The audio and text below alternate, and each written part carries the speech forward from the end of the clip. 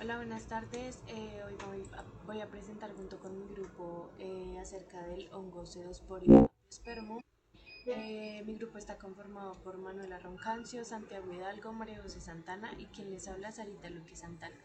Este hongo forma colonias algodonosas en cultivos como el agar sabouraud.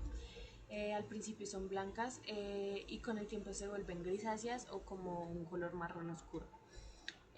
Después puede verse un poco negro y al microscopio se pueden observar hifas hialinas y septadas y conidios con forma de lágrima u ovalados.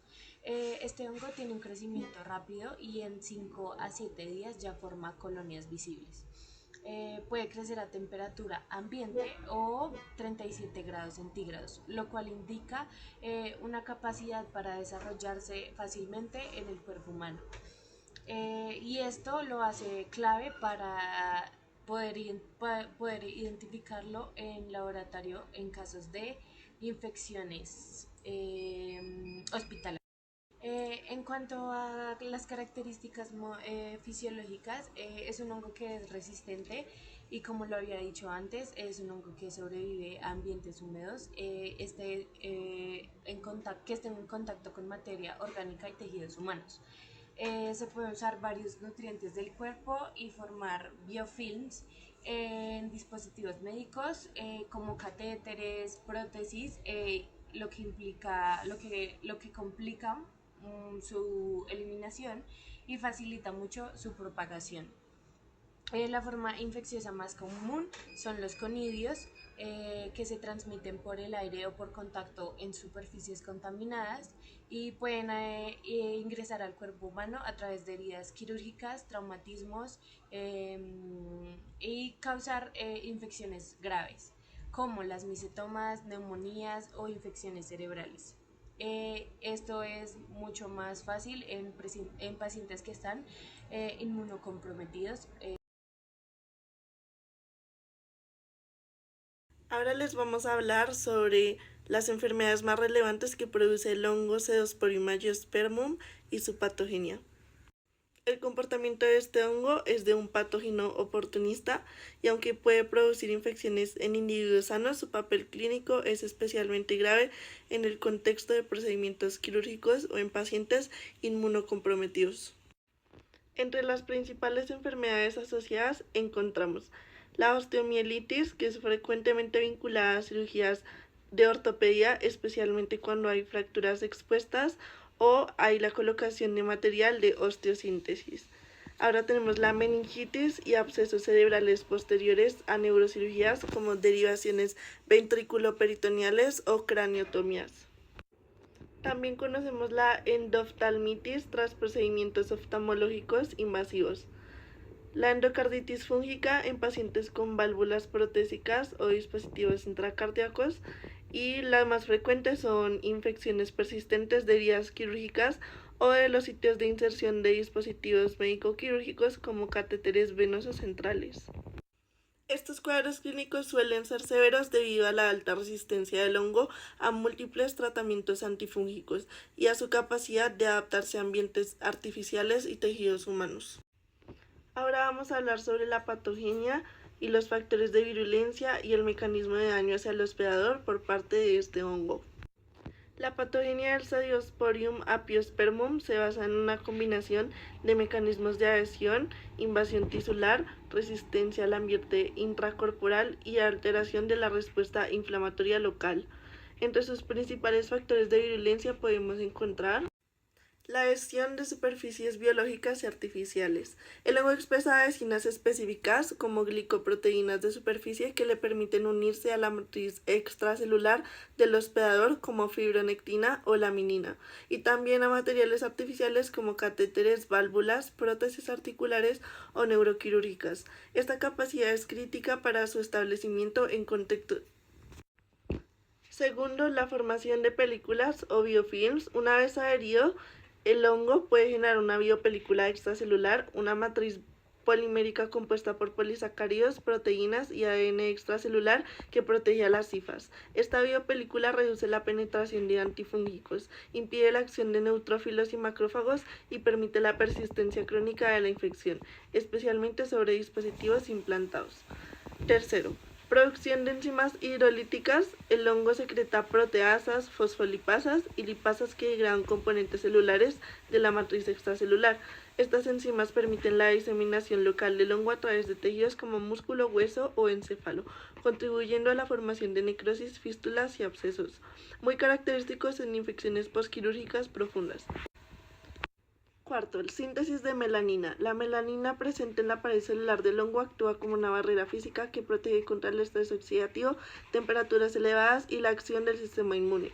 Esto le permite sobrevivir incluso en tejidos inflamados o necróticos, lo cual es clave en infecciones profundas. 5. Tolerancia a condiciones adversas. Este hongo también muestra gran resistencia a ambientes hostiles como baja oxigenación, acidez o alta osmolaridad, condiciones comunes en zonas quirúrgicas infectadas. Esta adaptación fisiológica facilita su persistencia.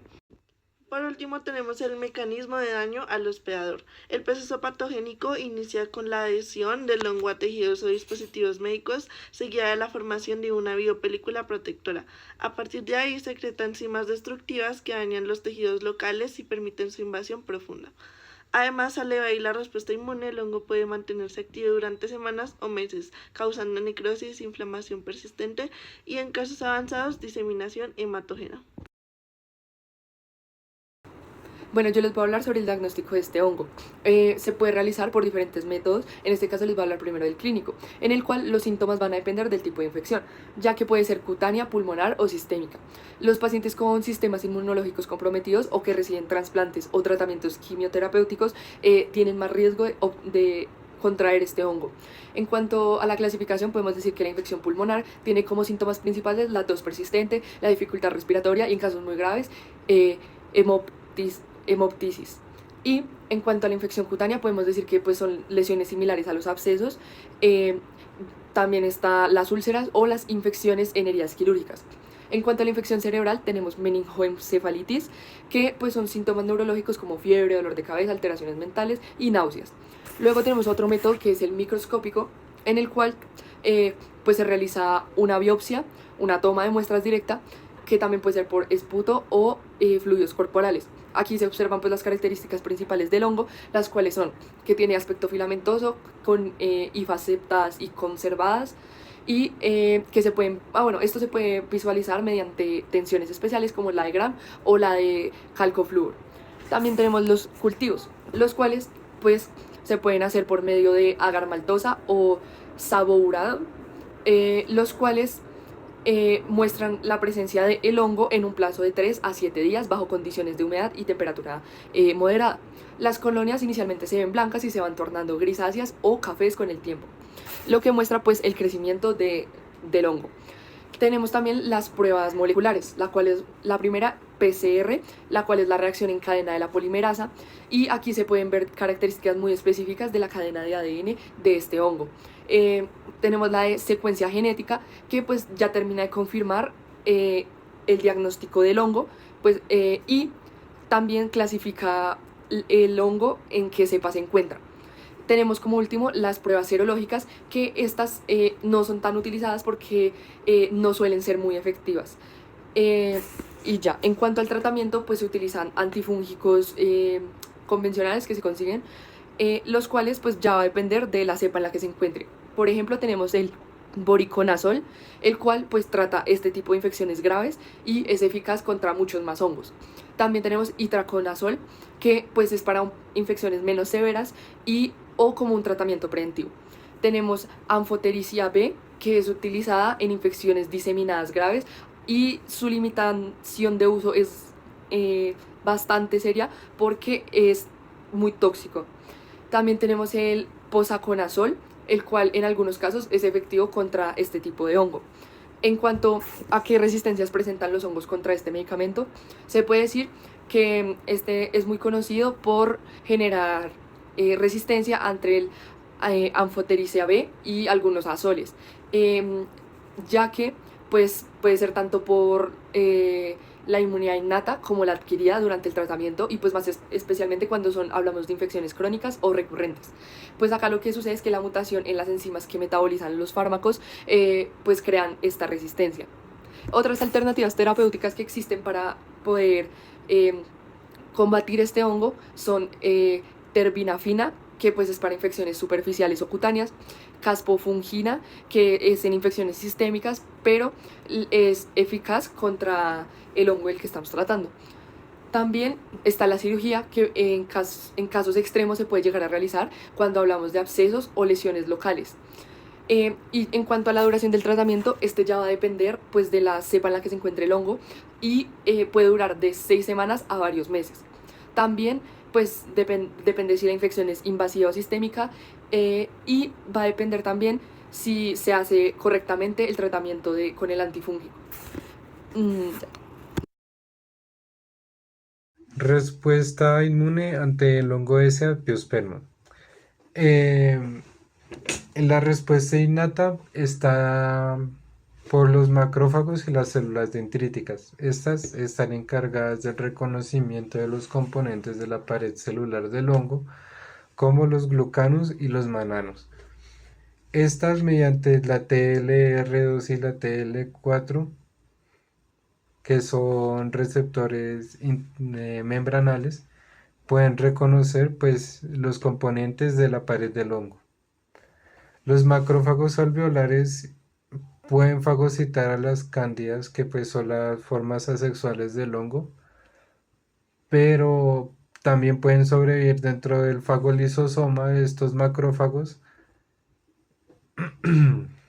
el cual los macrófagos secretan las quimiosinas como la MCP1 para el reclutamiento de siguientes células inmunes. Los neutrófilos son esenciales para la contención del hongo y utilizan mecanismos como la fagocitosis, la producción de ROS mediante la activación de la NADPH oxidasa, formación de trampas extracelulares de neutrófilos que capturan e inmovilizan al hongo.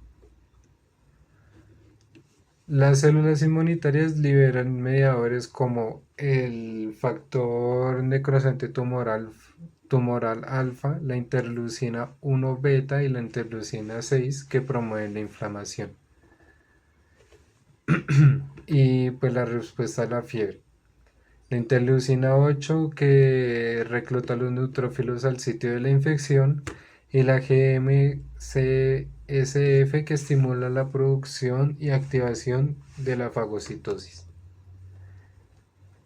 La inmunidad adaptativa está por el THC1 y la TH17, que son otras formas de linfocitos CD4. Estas están activadas por macrófagos que secretan interferón, y el reclutamiento de neutrófilos, que es por interleucina 17.